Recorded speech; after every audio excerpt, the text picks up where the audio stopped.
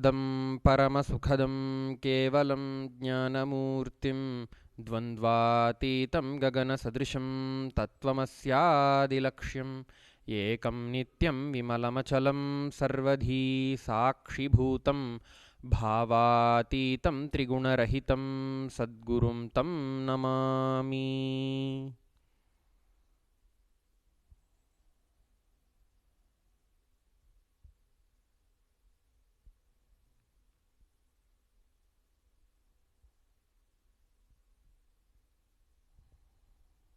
Nityanandam.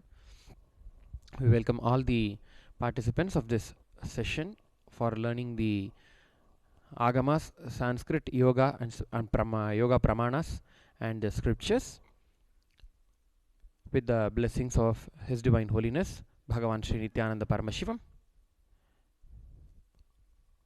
Requesting all the participants of the Zoom who have logged in to kindly mute your audio, please.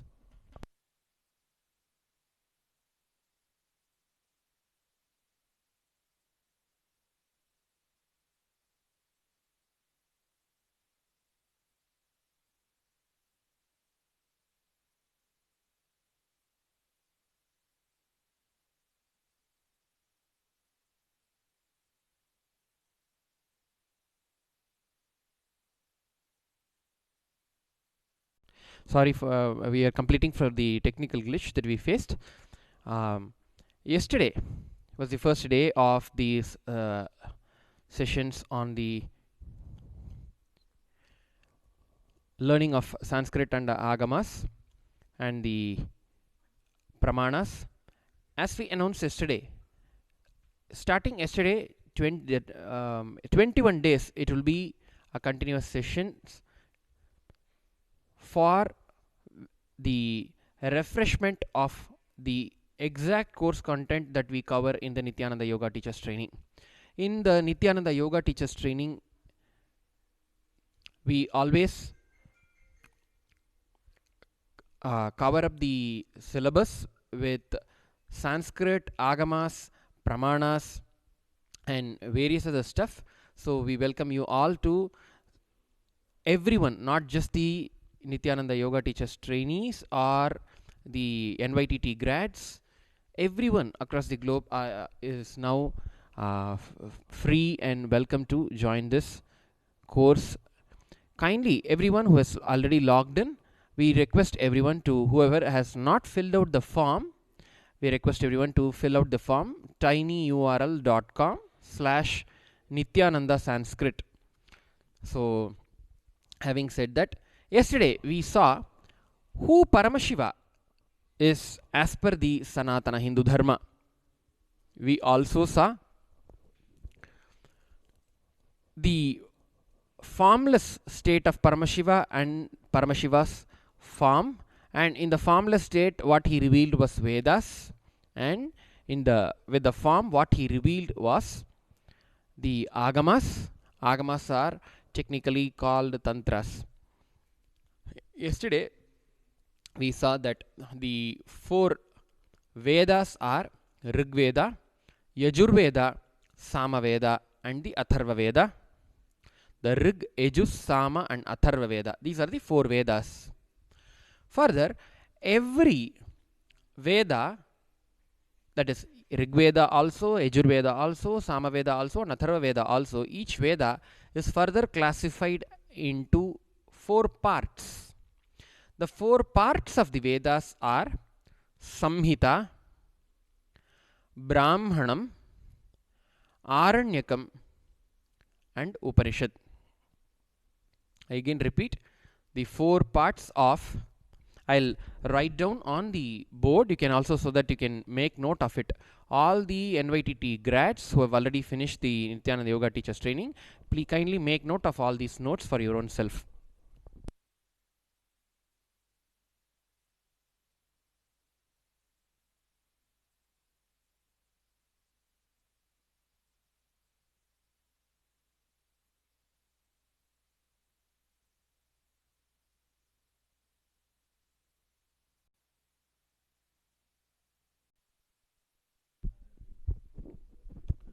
So, Vedas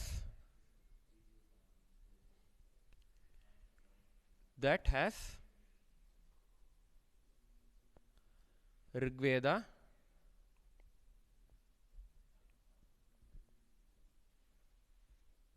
Yajurveda, Samaveda and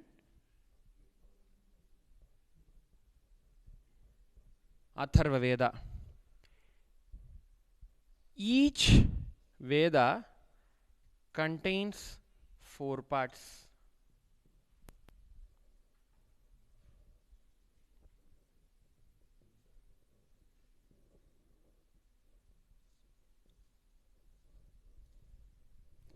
What are they? These 4 are 1, 2, 3, 4.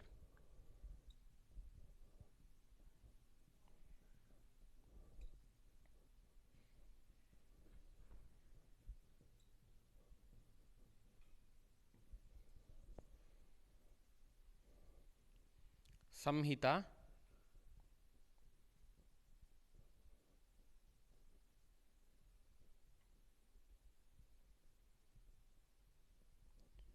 Brahmanam,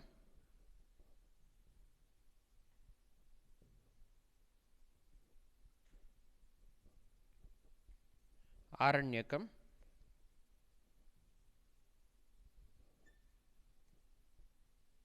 Upanishad. So each Veda contains 4 parts. First is Samhita, the second one is called Brahmanam, the third one is called Aranyakam, and the fourth part is called the Upanishad. So this Samhita, Brahmanam and Aranyakam contain mantras and how to apply them.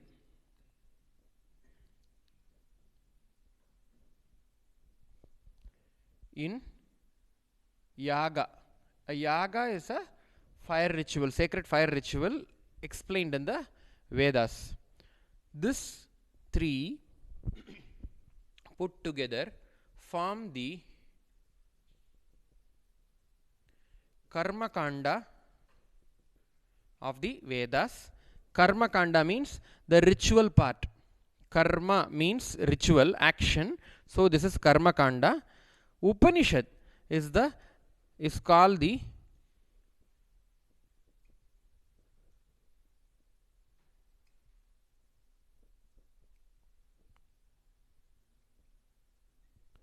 Jnana Kanda of the Vedas. Here in the Upanishads, what is the content of the Upanishads? The knowledge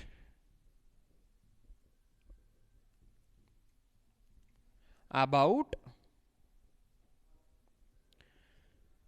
the Jiva, Jagat and Ishvara. Your own self, this is you, world, on God. This is what is the content of the Upanishads. Why we know all this is basically if any participant or any student of the Nityananda Yoga comes and asks you any question regarding this, then you need to be able to tell them what it is. So Vedas literally mean knowledge,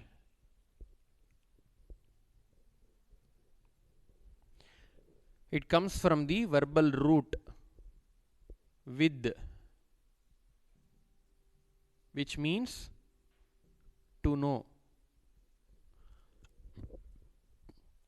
So the Rig Veda, Yajurveda, Samaveda and the Atharva Veda, each Veda contains Samhita, Brahmanam, Aranyakam and Upanishad.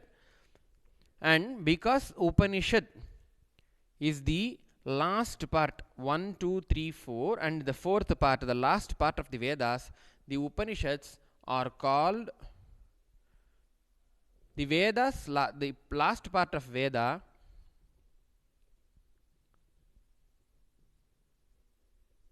and which literally means, last part means anta. This is Veda, and hence comes the word Vedanta. Whenever we hear the word Vedanta, whenever we hear the word Vedanta, please understand the source of the Vedanta is from the Upanishad, which is directly from Paramashiva himself. So the Upanishads are called the Jnana Kanda as well as the Vedanta. Samhita, Brahmanam, Aranyakam, all these put together are called Karma Kanda.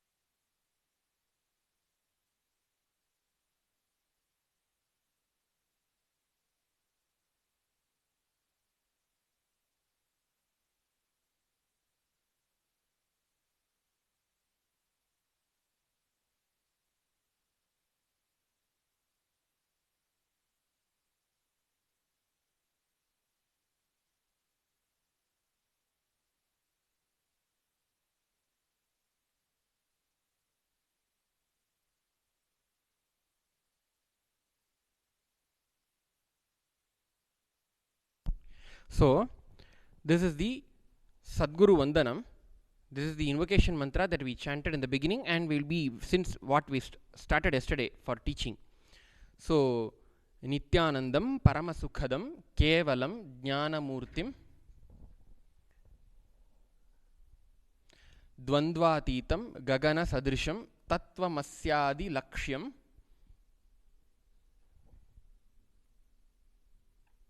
I am using the international diacritics. Tattvamasyadi Lakshyam Ekam Nityam Vimalam Achalam Sarvadhi Sakshi Bhutam Bhavatitam Trigunarahitam Sadgurum Tam Namami. So we'll get into the meanings of the this verse, this shloka.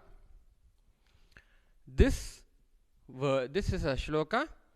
What I call it as the verse is shloka.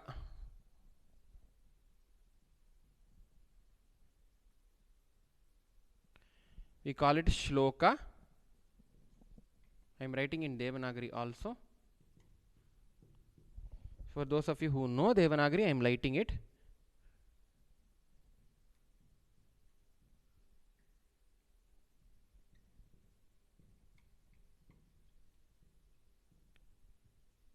You can also please write it down, because always, even though we have a material in your hand, when you write it down, it goes into your brain.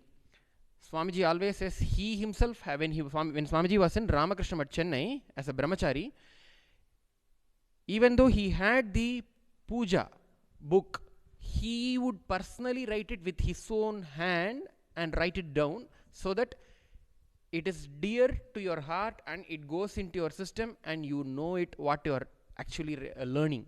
So instead of using it as just a watching somebody speaking kind of a lecture session, if you are participative, then it is beneficial for you.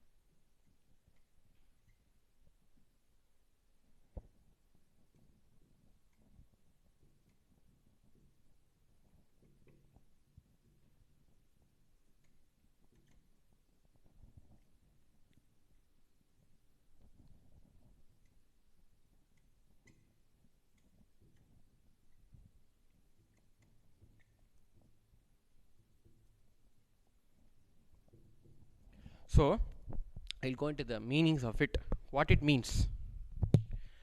Nityanandam. Nitya means eternal. So I'm starting to split down. Nitya means eternal. Ananda means bliss. Nityanandam here refers to the state that Swamiji is in, that he embodies, as well as the name Nityananda also. So Nityanandam refers to eternal bliss as well as the name of His Divine Holiness. Parama Sukhadam. Parama means supreme. Like when we say Parama Shiva, the supreme Shiva. So Parama, supreme. Sukha means pleasure or happiness. This refers to giving. So the giver of that sukha, giver of that pleasure, giver of that supreme pleasure or giver of the supreme happiness. That Nityananda who is the giver of, or that Nityananda who is the embodiment of eternal bliss, who is the giver of the supreme happiness, Kevalam. Kevala means alone. Kevalam means aloneness. Because the whole cosmos does not have anything other than Paramashiva itself. Because Paramashiva only became the whole world, whole cosmos, then there is nothing existing other than Paramashiva. So when you get into that state wherein you experience yourself as the ultimate Paramashiva, the pure consciousness, other than which there is nothing really existing in the whole cosmos, there is nothing really existing at all, then what you experience is the state of aloneness, where you alone are there experiencing and enjoying and celebrating your own self, your own state. Swamiji always says loneliness is different. Loneliness is depression. Aloneness is kevala. Aloneness is the state of nirvikalpa samadhi, the state of unclutching, where you get into your own being, from where the whole thoughts, whole life, everything starts, happens, and celebrate and be in the eternal bliss in that state. Kevalam refers to aloneness, the state in which Swamiji is. Jnana Murtim. Jnana means wisdom, knowledge, and enlightenment. Murti means embodiment of. Murti literally means a form. The form of enlightenment, the form of knowledge. How can knowledge, because knowledge is something abstract, how can knowledge or knowledge can have a form? Then understand the knowledge, the supreme knowledge, enlightened, the state of enlightenment itself has assumed the physical form out of deep compassion, and hence he is called Jnana Murti, the embodiment of enlightenment. Swamiji always says, if at all you feel attracted seeing that form of Swamiji, he used to show his body, so I am just telling that way. So Swamiji says, if at all you feel connected and attracted towards this form, please do understand that you are attracted to that state of enlightenment, to the concept of enlightenment for which this body I stand for. So always Swamiji says, this is a physical representation. Swamiji's body is a physical representation, physical embodiment of the state of enlightenment. As always he says, an incarnation, avatar, Guru is the statement of God. God is the state of Guru, as he always says. Next, Dvandvatitam. So as I am telling, if you can make note of it, you will along with the learning of this verse, most of us who are logged into this session, all know this shloka. Many of us do know the chanting, how to chant this, a general meaning of it. Many of us may know, but if you want to learn Sanskrit, you can always, when I split it, for example, when somebody teaches you the word for example,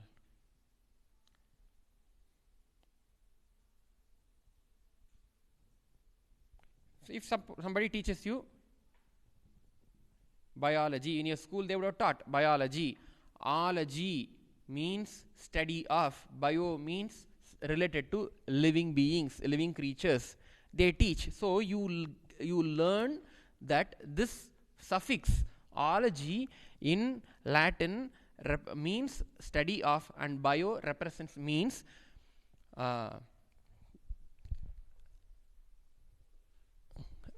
life. So you know that.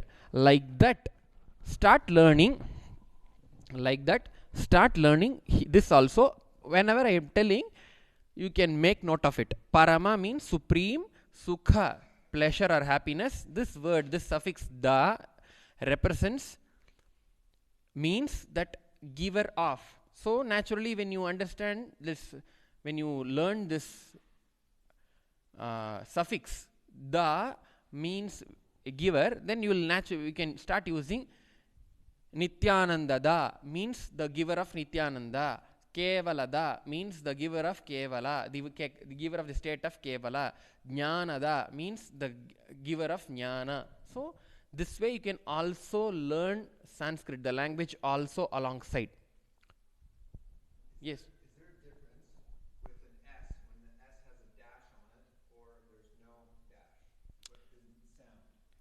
Yeah, all this one you are telling, right? When I come there, I'll tell you. Participant is asking here, is there a difference between a dash above S or without an S and a dash above S, and what is the difference between this S, a dot below S? I'll tell you when I come to this next line. So I am telling you now how you can use this session to learn language as well.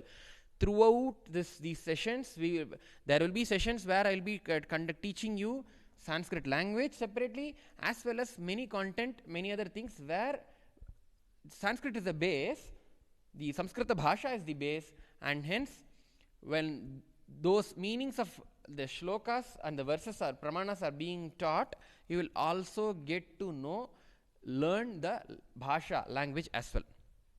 So Jnanamurti. Now I come back to Dvandva Atitam. Dvandva Atitam. I am splitting it, these words, as Dvandva plus Atita.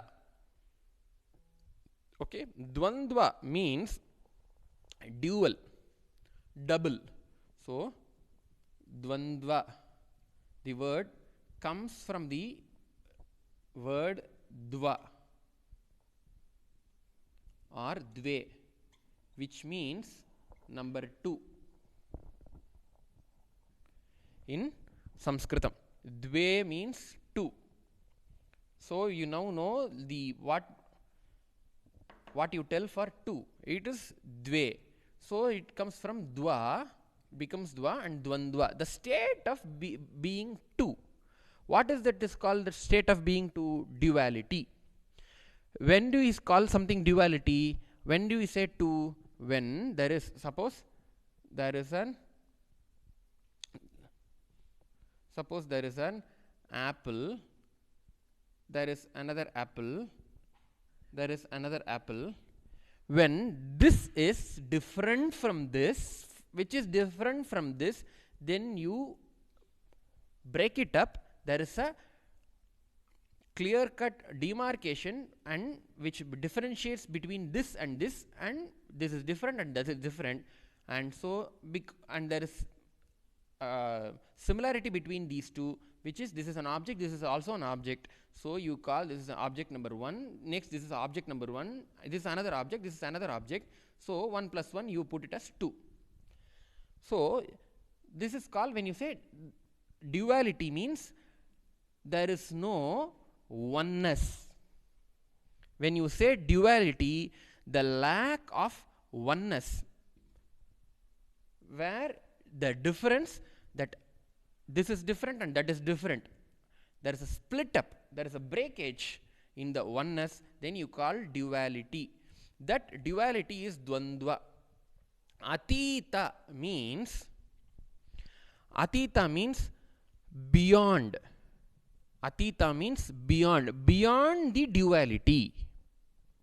Why do we say beyond the duality? The state of Swamiji, the state that the master, that state that Swamiji is in, is beyond the state of duality. The beyond the state of duality means when there is only one. See, if there is only one thing called space is one, we say, we don't human beings as of now have not, at least till now, have not seen space as something. There is one space there is another space existing. Space as such is vast and all pervasive, in which the whole cosmos even resides. It accommodates either. So if it is space, then if it is only one thing that is existing, then where is the context of, where is there talk about the second thing? So it is not even one, it is beyond 2, it is beyond even the concept of even 2, beyond the concept of duality, where the state of oneness pervades, the state of Advaita pervades, and it is called Dvandva Atita, beyond duality. When we say not dual, no, non-dual may mean one. Beyond duality does not mean one. It means the space wherein even the 1, 2, 3 count does not exist. For us to understand, we use that word oneness. So Dvandvatitam. Gagana Sadrisham. Gagana means sky or space, as I told just now. Space is all pervasive, and also it does not have something space 1, space 2. If there is space 1 and space 2, then in between space 1 and space 2 there is something where space does not exist. So space is all pervasive and it is because it is all pervasive and omnipresent, there is not, it is always beyond duality. And same way Swamiji, the state Swamiji is in, who really he is, Bhagavan Swamiji is, he is beyond the state of duality, and he is like the space. Sadrisha means like. Sadrisha means like. This is space. This is space. This is like the space. When we say like the space, we say the state of Swamiji, the state of the Nirvikalpa Samadhi is beyond duality and also omnipresent and also vast, unending, without having a beginning, without having an end. So, as the participant asked, what is the difference between, I'll just erase off the things which I don't want.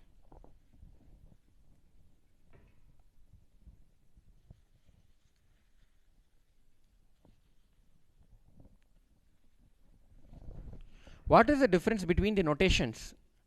This represents Sha, this represents Sha, sorry, Sa, this represents Sha. As of now, I will tell you how to pronounce. Just follow the sound and follow my mouth. Sha, Sa, Sha. Again I repeat. Sha, Sa, Sha. Without that A, if I want to pronounce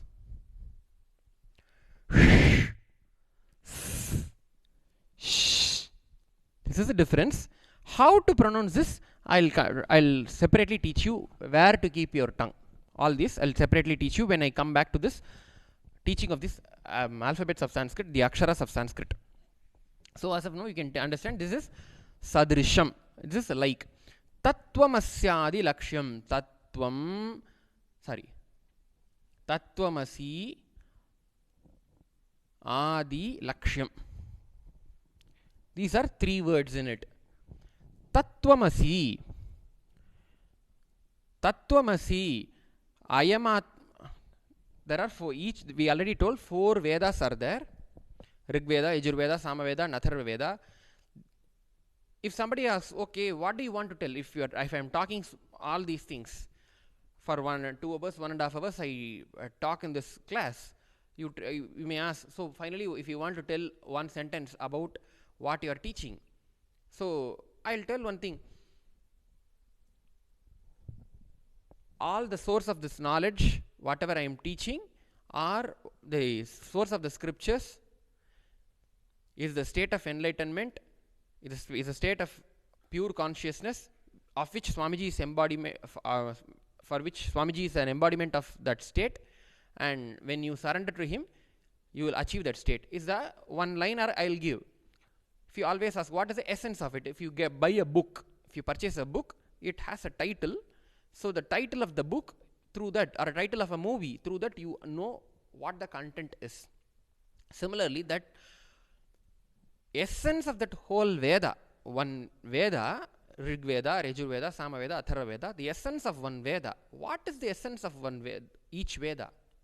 What is it trying to tell? What is Paramashiva trying to tell us or give? What is the experience that Paramashiva wants to give us through each Veda? So each Veda has a Mahavakya.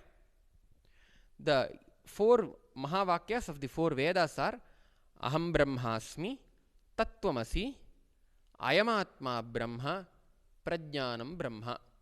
All these 4 statements are called Mahavakya, means the great statements. These are called the great statements because these statements themselves are capable enough to give you the experience of oneness, give you the experience of enlightenment. All that somebody needs to do is, beyond the logic, receive this Mahavakya from the Guru and just internalize,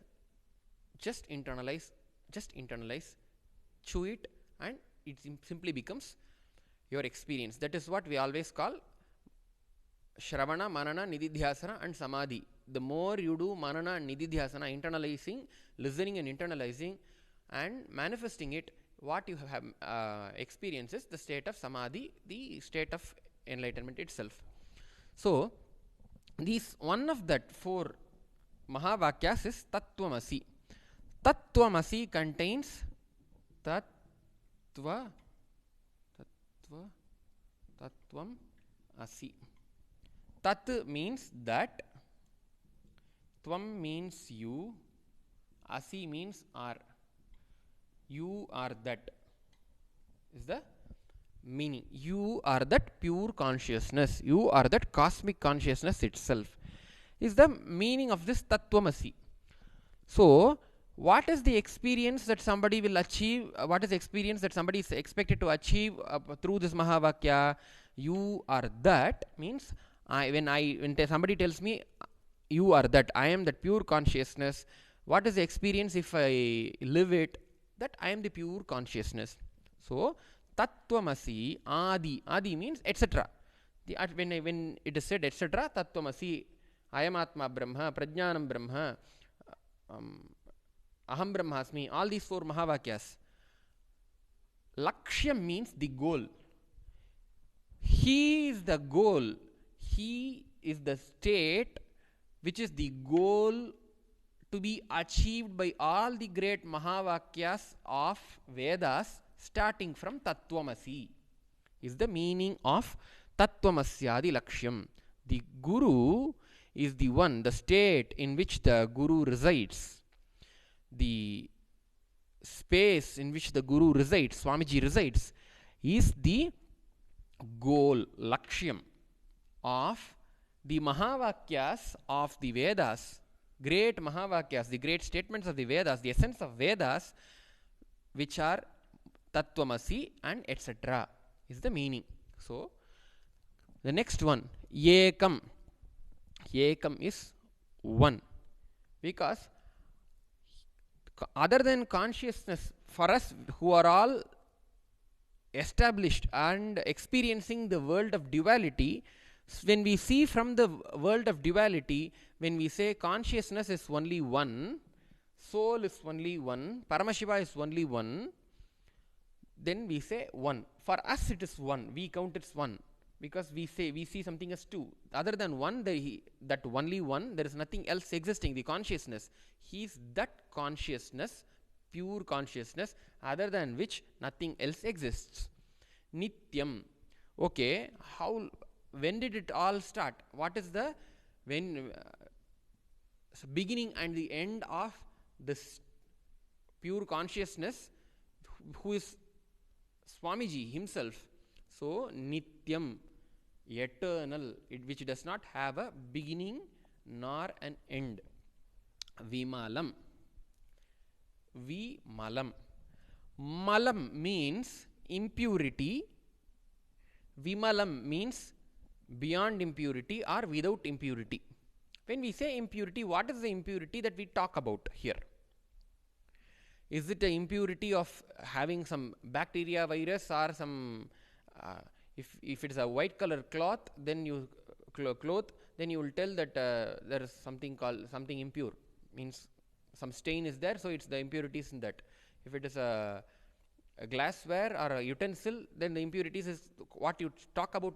The word impurity, what it refers to, is different. In this case, when we chant this mantra as a disciple, as a seeker, representing and invoking Swamiji, what does the word mala represent? So,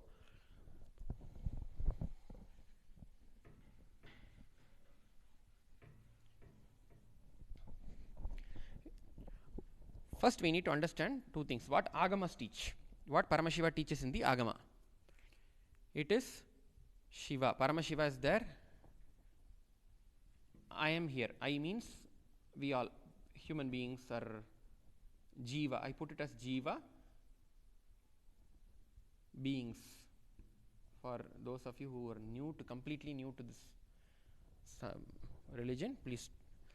All the living beings, Shiva, Paramashiva. What is when we say you are also Paramashiva? When Swamiji says you are Paramashiva, whether you accept or not, believe it or not, you are Paramashiva. Then we also say Swamiji is Paramashiva, Nityanandeshwara is Paramashiva.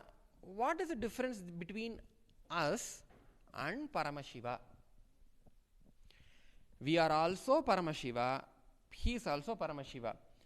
Paramashiva in the Agamas talk about five things. One is Paramashiva,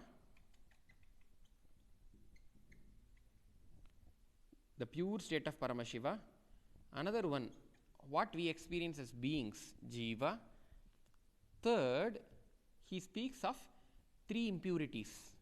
He speaks of three components, three things, in which the third one is called Mala. Paramashiva with the Mala, the impurity, or in other words, the impurity only binds. So it is called bondage. See, Paramashiva with the Mala is called Jiva. What the Paramashiva, the experience of Paramashiva along with Mala is the experience as Jiva, as a separate being, as your own self, as me, as an individual self who feels I am deluded. Now, what are the three Malas? Paramashiva tells there are three Malas: Anava, Karma, and Maya. These are the 1, 2, 3 Malas, 3 impurities, or 3 bondages that Paramashiva speaks of. Anava Mala, Karma Mala, and Maya Mala. Paramashiva, we tell all these. So I leave this and finally come to this whole part. I'll come back to the same point and then explain this word. If I finish all these, then we'll be able to understand easily. Achalam. Chala means moving. Achala means immovable or not moving. When we say Achala, consciousness does not, Paramashiva, Swamiji, whose pure consciousness does not move. I get moved. I, as an individual being, get moved by fear, greed, or jealousy, etc., or I get moved by love, I get moved by gratitude, everything. He is not moved by anything means he is not touched by anything. Another thing, another meaning of Achala is, see, I keep this pen here. So, there is one box here, another box here I keep. I keep the pen inside of this box. Now I move this pen into this box. If I need to move from here to there, then when it is first in the beginning it is here, then when it is here it is not here in the second box. When it is in the second box, it is not in the first box. When for a movement to happen from here to here, in the beginning, it's a beginning end. In the beginning, the pen is not here. In the end, pen is not here. So, if we say there is a movement happening, then at some point, some point of place, the consciousness or Guru, Swamiji, does not exist, is what we try to say, which is false, and we say Achalam. He cannot be moved because he is already here also, everywhere. Swamiji is everywhere, consciousness, Paramashiva is everywhere, and he is the source of even the element of space. For a movement to happen, movement happens in space. When he is the adhara, when he is the base, foundation, he is the one out of which the whole akasha tattva, the element, the unit of space itself happens, how can he move? So he is called achala, immovable. It is not that we call a mountain as also an immovable. We don't mean here in that meaning that he cannot be moved physically or anything. The state in which he resides cannot be moved, because the state is pure consciousness. Consciousness cannot be moved. Because consciousness needs to be moved, then there should be some place where consciousness does not exist. So consciousness is all pervasive and which cannot be moved at all, and hence it is called achala. Sarvadhi sakshi bhutam. Sarvadhi sakshi bhutam. I have written SH for us to understand how we should pronounce this. Sarva means all. Dhi means buddhi, or the cognitions that happen, the thought processes. Dhi is an internal intra-organ within each of us, within which the cognitive process, the thought processes happen. Sarvadhi, all the cognitive processes, all the thoughts, cognitions, everything. Sakshi means witness or just a spectator. When we say witness, when we say in a court, he is the witness, means he is not involved in in a scene, but is just watching. That person we call it as witness. A silent spectator. A silent spectator is called witness and sakshi, because consciousness which is within you, Swamiji, who resides within all of us in the form of consciousness, does not undergo any change, does not engage in flow with the thought process and flow with the cognitive processes, but just as a silent spectator within us is watching everything that happens in each and every one of us, and for all the thoughts that happens within us, he is called Sakshi Bhutam. Bhuta means who has become. The one who has become the silent spectator or witness for all the thought processes is called Sarvadhi Sakshi Bhutam. I can directly tell the meaning of it. I am just splitting this because I teach Sanskrit also along with this. Bhava Atitam. As I already told, Atita means beyond. Beyond Bhava. Bhava means emotion. The one who is beyond the emotions, consciousness, Swamiji, Paramashiva is beyond any emotion. Because if something is subject to emotion, means emotion moves us. Our body is subject to emotions, because with emotions our body changes. If I'm angry, my eyes change. If I am happy, my eyes change, my mouth, the lips change, everything changes.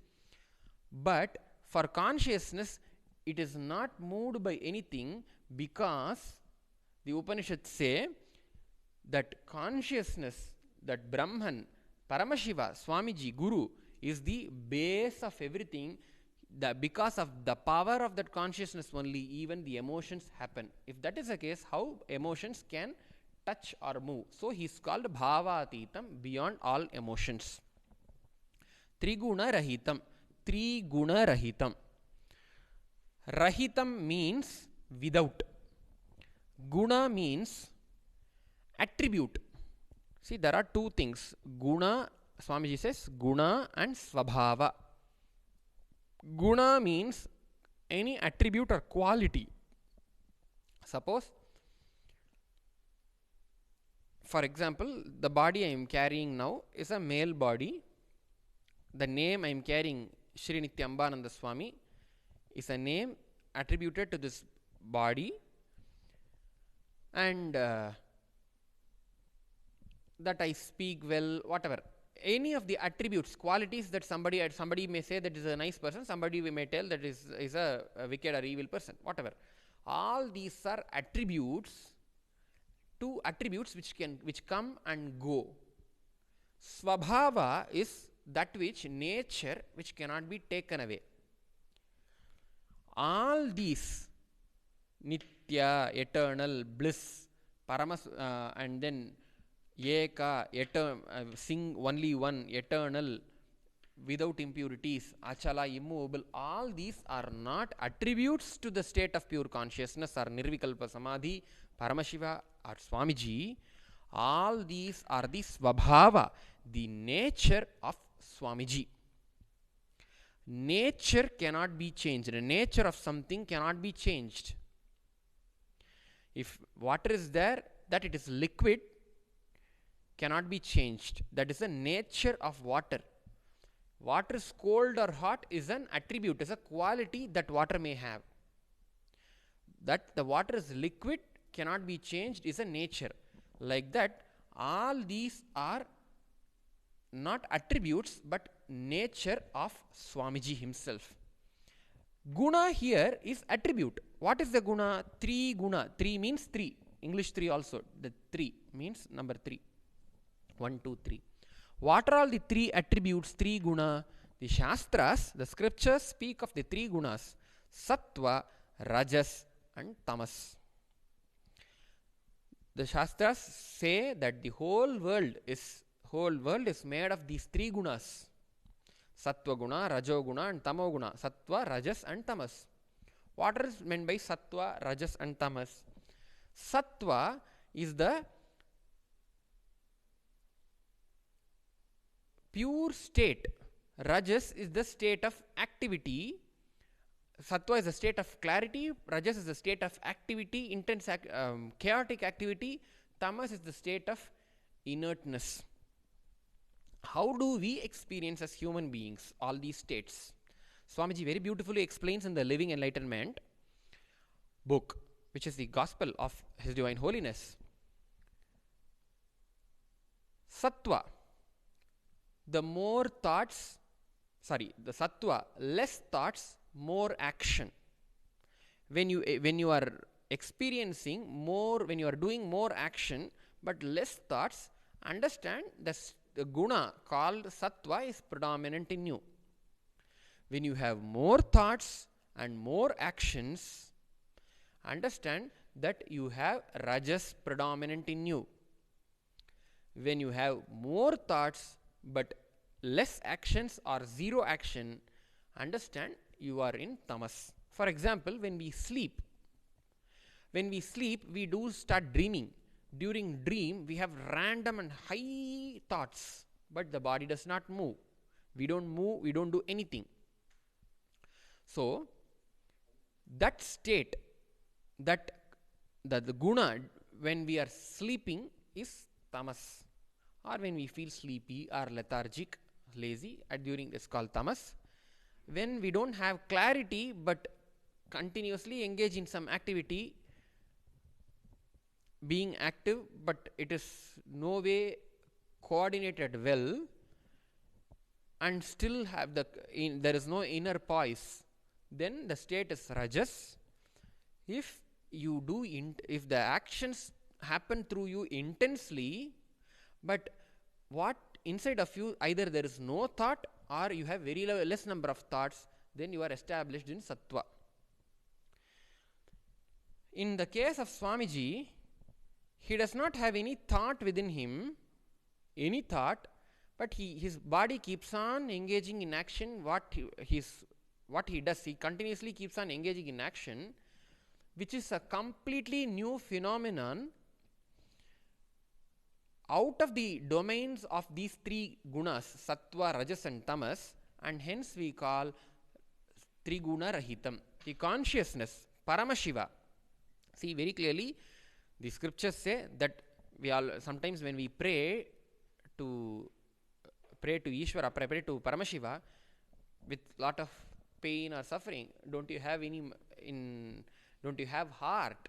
Why are you giving the suffering kind of a feeling? We statements may tend to use. Understand, Paramashiva does not have mind.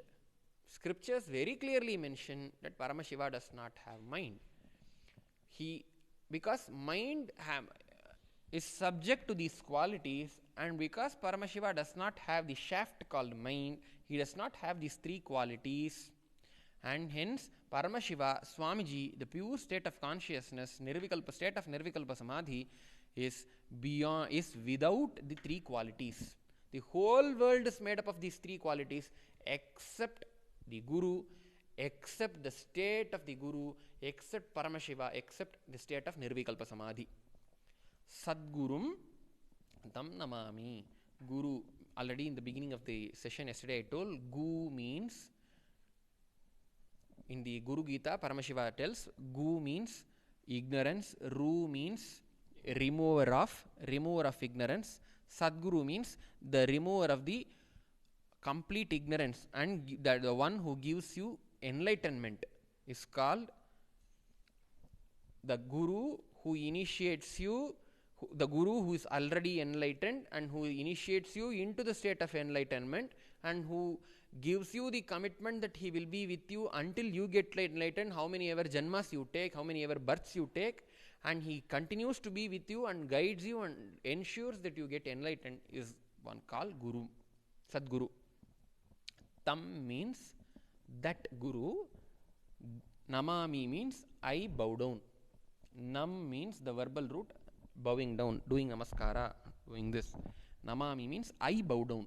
I bow down to, I surrender to that Sadguru, that Guru of mine who is giving me enlightenment, who is called Nityananda, who is the embodiment of eternal bliss, who is the giver of the supreme happiness, who is the state of aloneness, who is the embodiment of enlightenment, who is beyond duality, who is like the space, omnipresent and vast, unending, without having a beginning and end, and who is the goal to be achieved, the state, that Nityananda, my Guru, he is the state which is to be achieved by all the Mahavakyas of the Vedas, starting from Tattvamasi and etc. The one who is the only one who is existing at all in reality, the one who is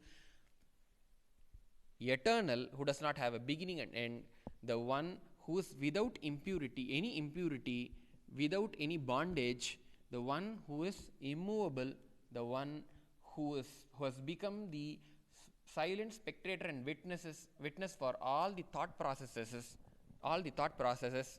and who is beyond all the emotions, and who does not have the three gunas, sattva, rajas and tamas, is the meaning of this shloka. As I told, I will conclude this today's session with explaining of this. Mala means impurity. This is the bondage which binds the soul and makes that soul experience as Jiva and not Ishvara. It's called Ishvara. When I say Ishvara, in the state of liberated state, this is a bound state. Anava comes from the word Anu. Anu means, to map the word of the meaning Anu is atom, we say, which means it's not atom, it is the smallest ever particle that can exist. Anu, as per in Hindu sciences, Anu is the smallest particle that can ever exist, which cannot be broken down, which is the smallest particle that can ever exist for anything, whether it is water or it is earth, whether it is space, either anything. When we say Anu, small, tiny, Anava means, Anu means tiny, little. Anava means experiencing yourself as little or small. Paramashiva is omnipresent, but the Jiva, the beings, the living beings, including all the human beings, experience themselves as little only experiencing them within the frame of the body or little more than the body. Somebody who's experiencing intense love with somebody, intense oneness with their spouse or their pet or their that tree or plant with which they live, they do experience that intense romance or oneness during those moments. So they do experience themselves beyond that body also inside of them. So other than that, they don't experience themselves to be present throughout the whole cosmos, throughout the whole universe. For example, in this body, I don't experience myself being present here as well as in California at the same time. I don't experience myself living under the ocean, Pacific Ocean. But Paramashiva experiences himself as to be present in everything and everywhere. So he is omnipresent. That omnipresence is not, it is not that we are not omnipresent. That experience of omnipresence is not felt by us, or we don't experience that omnipresence, and else we feel belittled. This feeling belittled happens because of the root thought pattern that we start getting when we were a small child. To know more about what a root thought pattern is, you can search in the YouTube channel Nityananda about completion of root thought patterns. Swamiji has spoken 4 years elaborately on completion of root thought patterns, through which we can break this bondage completely. Next, karma. The moment you feel belittled, in first what happens is you are already feeling bound, you are already experiencing yourself bound with this quality of feeling belittled. The moment you feel belittled, the moment I don't experience myself as who I am, anything that I think, any thought that I have, any thought current that I have will only be binding me. The binding thought currents which are rooted in anybody's, I am taking my own example. The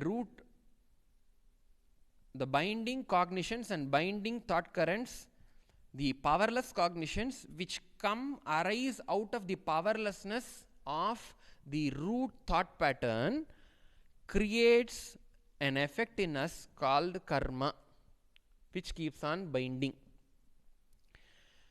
The moment you are in these two spells, you clearly decide, I am not Paramashiva. The moment you judge yourself, I am not Paramashiva, because of your root thought patterns and the thought currents you have thought currents that arise from the root thought patterns, what you experience, where you dwell, is Maya.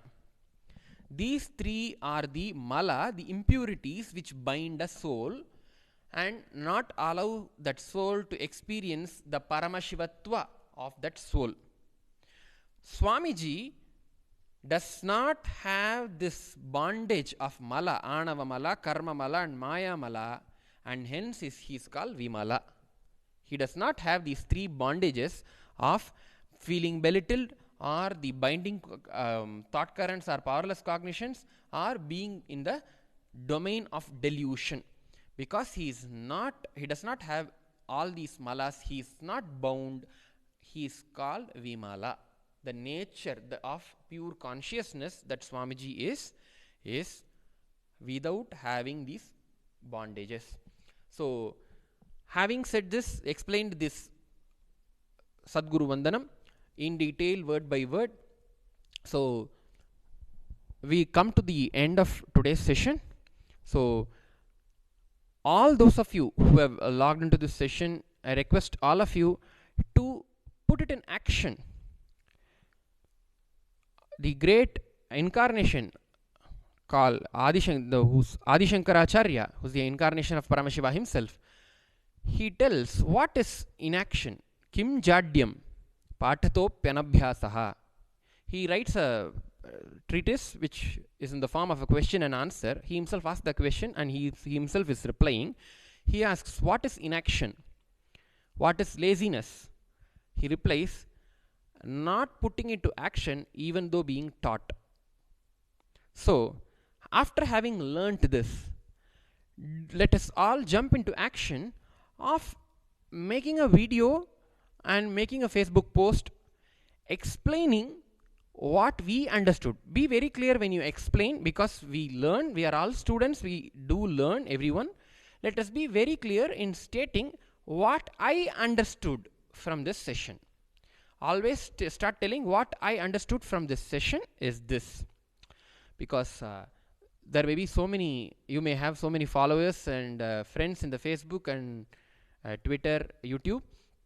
Those people should be guided properly, and ask them to connect to Swamiji. I invite them to Swamiji's satsangs, and invite them to watch Swamiji's satsangs at the end of your video, for making them, guiding them to the right path. So you can explain the meanings of these words of the shloka in a Facebook post with the hashtag Nityananda Sanskrit, and with the hashtag avatar, with the hashtag Paramashiva, with the hashtag Paramashivatva, with the hashtag Nityananda Yoga. Please do post it on the Facebook so that the whole world gets enriched. And when you post it, other students, the other participants of the Zoom session who have posted, when you use this hashtag, they can also search and get to know what you understood, and can have a deeper understanding of these sessions. So with this, we conclude today's session with the offering of our humble, deep gratitude at the feet of the source of all this knowledge, Paramashiva himself, His Divine Holiness Bhagavan Sri Nityananda Paramashivam, our most beloved Guru Swamiji. We conclude today's session with the Purna Mantra. Om Purnamadah Purnamidam Purnat Purnamudachyate Purnasya Purnamadaya Purnameva Vashishyate. Om Shanti Shanti Shanti. Harihi Om Tat Sat. Sarvam Bhagavat Shri Nityananda Paramashiva Padukarpanamastu. Om Nityanandam.